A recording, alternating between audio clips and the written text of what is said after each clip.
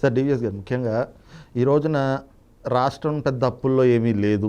4 లక్షల కోట్లు 2.5 లక్షలు తెలుగుదేశం ప్రభుత్వం తెచ్చింది. జగన్మోహన్ రెడ్డి కేవలం 1.5 కోట్లు తెచ్చాడు అని చెప్పి ఏమీ అప్పులు లేని రాష్ట్రానికి మరి అంతనం ఈ రోజున తాకట్లు పెట్టేటువంటి పరిస్థితులు. అది కూడా ఏంటి, ఏదో బ్రిటిష్ కాలం నాడు వాళ్ళు కట్టినటువంటి భవనాలు, వైజాగ్ కలెక్టరేట్ దాన్ని తాకట్టు పెట్టారు. ఈ రోజున ఏకంగా పరిపాలనా భవనాలు, సహజంగా పరిపాలనా భవనాలు, సెక్రటేరియట్ అంటే రాష్ట్రానికి ఒక ఆత్మగౌరవం లాంటివి, అలాంటి వాటిని తాకట్టు పెట్టడం ఏంటి? డబ్బులు లేవని చెప్తా ఉంటారు. మరి డబ్బులు లేని టైంలో 540 కోట్లు పెట్టి ఋషికొండలో అంత పెద్ద భవంతులు కట్టుకోవాల్సిన పరిస్థితులు ఏంటి? ఈ పరిస్థితులను ఎలా అర్థం చేసుకోవాలి అసలు? సెక్రటేరియట్ని తాకట్టు పెట్టిన ముఖ్యమంత్రిగా చరిత్రలో మిగిలిపోతాడు. ఏంటంటే దేశ చరిత్రలో ఏ ముఖ్యమంత్రి ఆ సాహసం చేయలేదు. అలాంటిది సెక్రటేరియట్ మీద జగన్మోహన్ రెడ్డికి ఎంత కక్ష ఉందో తెలుస్తుంది. ఇప్పుడు అక్కడ 2 రకాలుగా చూడాలి. ఏది, జగన్మోహన్ రెడ్డి ఒక పని చేశాడంటే దాని వెనక అనేక ఇది ఉంటాయి.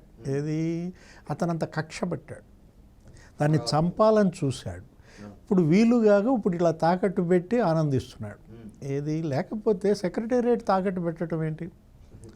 మీరు అన్నారు సెక్రటేరియట్ తాకట్టు పెట్టడం అంటే ఆంధ్రప్రదేశ్ని తాకట్టు పెట్టడం, 5 కోట్ల ప్రజల్ని తాకట్టు పెట్టడం. ఆల్రెడీ ఇతను తాగుబోతుల్ని తాకట్టు పెట్టేశాడు. ఏది, అదేదో ఉంది కదా, బేవరేజ్ కార్పొరేషన్. మరో 25 ఏళ్లకి తాగుబోతులను తాకట్టు పెట్టి 48,000 కోట్లు 50,000 కోట్లు అప్పు తెచ్చాడు.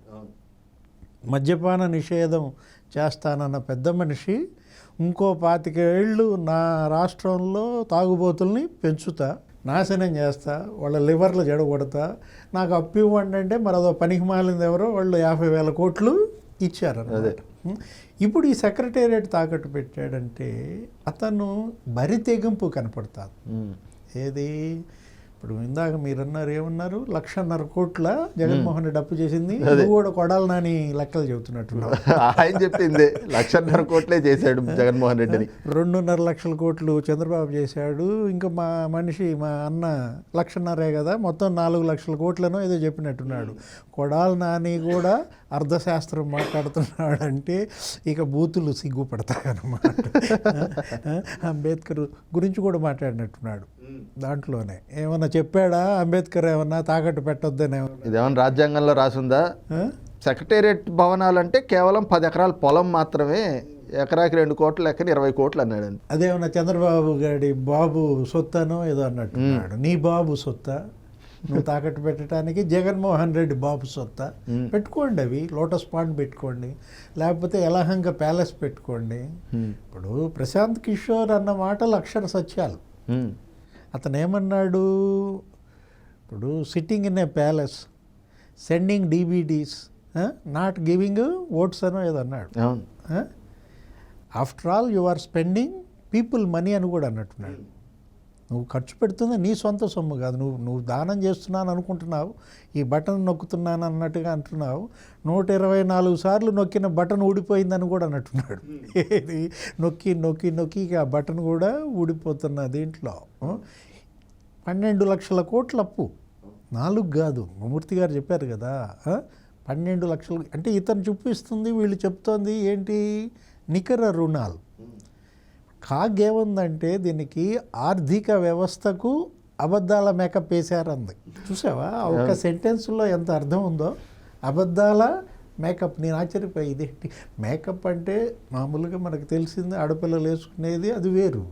అబద్ధాల మేకప్ వేసాడంటే ఆర్థిక వ్యవస్థకి ఇంతకన్నా కాగ్ ఇంకా ఏం కావాలా? అంకుశం పెట్టి పొడిచినా వీళ్ళకి సిగ్గు లేకపోతే ఎలా చూస్తారు? మనం ఏం మాట్లాడతాం?